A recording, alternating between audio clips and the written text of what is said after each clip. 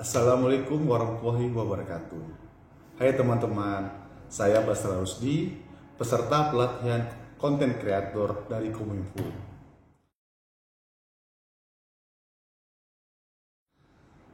Saya ini menjadi konten kreator di bidang video sinematik dan dokumenter yang membahas tentang informasi wisata, budaya, dan juga kuliner. Karena menjadi konten kreator di bidang video informasi bisa memberikan manfaat bagi orang banyak, bisa memajukan wisata setempat, mempunyai networking yang luas, memberikan pengetahuan bagi banyak orang, mengasah kemampuan saya untuk berpikir yang lebih kreatif, serta menghasilkan uang tentunya. Dan ini adalah passion saya. Terima kasih. Assalamualaikum warahmatullahi wabarakatuh.